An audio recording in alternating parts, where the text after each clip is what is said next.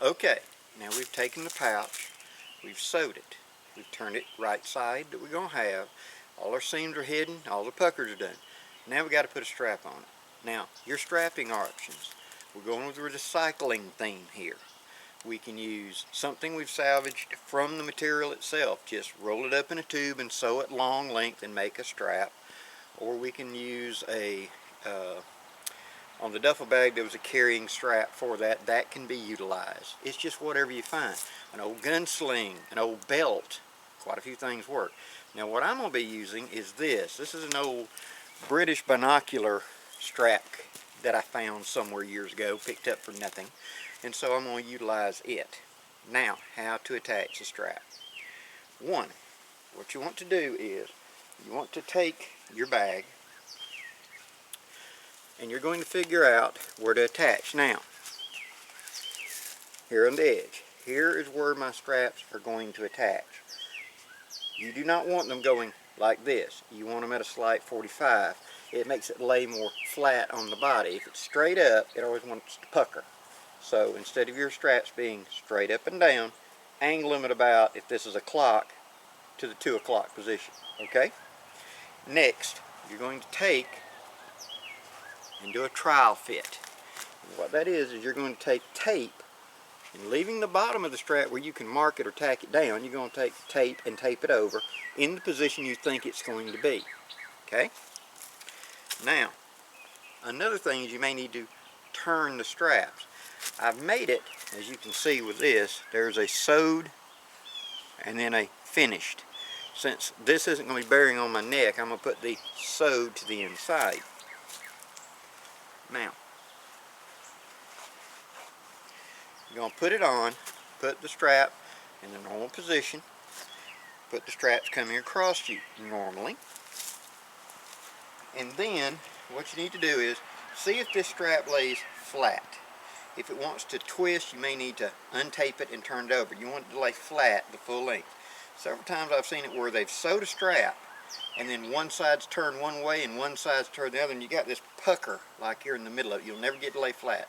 You want the strap to be as unencumbersome and not hanging on stuff as possible, so let it lay flat on you. The next thing is how high. Where do I want it? Now for this one, I'm going to put it so it's riding comfortably on my hip. This is a little lower than I normally carry it. If it was being done for me, it'd be here. I want it so the bottom was about belt level, and it's really something I could tuck up under my arm. That's how I normally carry a haversack. But for this one, we'll go for the more normal and set it a little further down. I've taped and adjusted till I got the length I want. That way you get the bag to ride where you want it. Now this would be also a good time once you've taped it. Do a test sew. Put one or two knots on both sides. You know, just tack it real good. And then put some light gear in the bag itself and retry it on. If there's any problem, now's the time to address it. You don't want to get this all sewed, and then when you get it loaded up, you find out this strap wants to pucker up or be in any way uncomfortable. Comfort is the key. You should not realize you're wearing the bag. Mark Baker said that in the Long Hunter series a long time ago, and I found that very true in living history. Quite often with my shooting bags and my possibles bags as part of my historic clothing, I would get ready to go to bed and realize I'd forgot to take off a bag. I'd been wearing it all day and had just completely forgot about it. It had rode tuck up under my ribs or tucked tight to me to where I'd become so accustomed to it I didn't even think it was there. That's what you want with a haversack. It should be quick and handy and not encumbersome. Okay, again, we've tri-fitted it. We've made sure that both straps lay flat to the body. You may want to adjust the angle to make it fit your body. If you've got a little bit more biscuits on you, like I do, you may want it to be a little different angle. If you're more straight up and down, you may want it more straight up and down. But adjust this angle now before you sew it. Okay? Now you've got it. You've got the strap taped in the correct position. Now notice I left the bottoms free. I'm going to go ahead and tack it. I'm going to sew the bottom, and then I'm going to come up here above it and sew it one time on both sides. Then I'm going to put a little light gear in it and try it back on. If everything's good, then I'm going to sew it. How am I going to sew it? Here's the simple way that I found to be very effective. Okay? Look at the size of that strap. Okay? And this strap's about an inch. Okay? I'm going to take now I keep digging, I'm going to come up with nothing but dimes. There they are. I'm going to take a penny.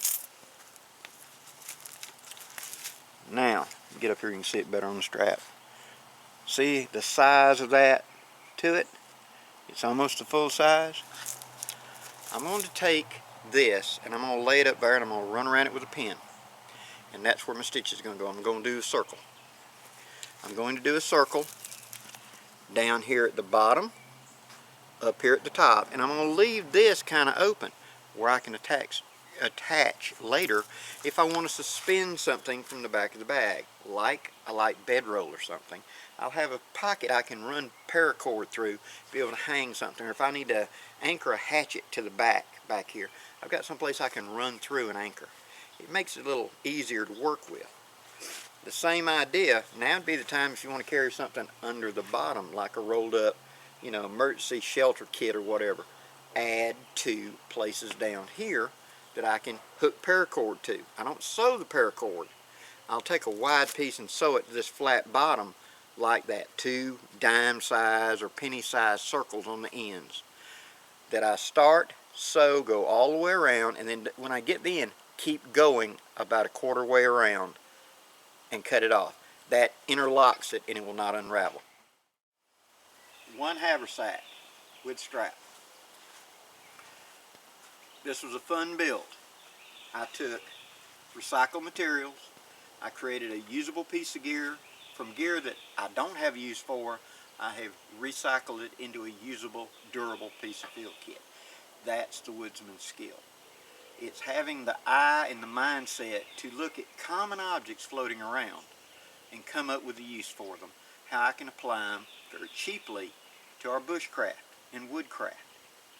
Can I repurpose a knife? Can I repurpose basically trash a lot of times up to it? And I've got more projects in mind to show you this. But it's a simple, easy process, and it's a good experience of skills. It allows us to practice cheaply our sewing, our creating skills, and ultimately it becomes something that we can trade off, barter off, if we don't like it in the long run. Now, notice when I was showing you how to put the strap on me, I made the statement that I usually wear it up high and that this one isn't for me. That's because this one's for you. Well, sort of. Last year I attended the 2nd annual Bushcraft Rendezvous in Mississippi. It's at Roosevelt State Park near Jackson, Mississippi. You can find that on a map easy enough. And there is a Facebook page that I will put at the end of this to reference to that page. It was a great gathering of woodsmen and people interested in bushcraft, and I had a great time. William Collins, the custom knife maker, was there. Don Pavoloni was there. Parker Ridge. All these people. I really like and respect a lot of these channels. And I was really tickled to be invited to this. Now, what's that got to do with the haversack? This is going to be donated as a prize for the upcoming 3rd annual Bushcraft Rendezvous. And this and some other things I'm going to create, I'm donating to be given away as prizes at that event. So if you would like to put your name in the hat for this, all you got to do is show up. It will be in October. I believe it was the 13th, 14th, 15th, something like that of October this year, 2017, will be the new dates. Look at the site that I'm going to post at the end of this for any updates, directions, and etc. Now that's numerous months off. It gives you a chance to put in for vacation. It's a 3-day event, actually a 4 I think. And I will probably be there on Friday, Saturday, Sunday is my game plan for right now. But I encourage you, if you want to get to a gathering of woodsmen here in the South, it's a great opportunity. And so, I will be contributing a lot of things you're going to see in these upcoming videos, like this, to be door prizes at that event. And I'd really love for you to come, enjoy, and meet, and win a haversack. Well guys, I've enjoyed making it. Any comments, any questions, I greatly appreciate it. If there's some other piece of gear you'd like to see me create, please do. The next project that I have in mind is a larder. I know you've never heard of a larder. What it is, it's a food carry that was in the old days. It was where we used to carry food of flour, sugar, things like that, out to the field to create biscuit mix, things like that. And I'm going to recycle some tins I picked up and create a larder for something to carry camping to create with. I'll explain it as I make it, but that's my next project I got in mind. If you have a project you'd like to see me make, please leave it in the comments and I'll do my best to get to it. As always, I'm Blackie for Shaman's Forge Bushcraft. Wishing you safe journeys. Have a great day, guys.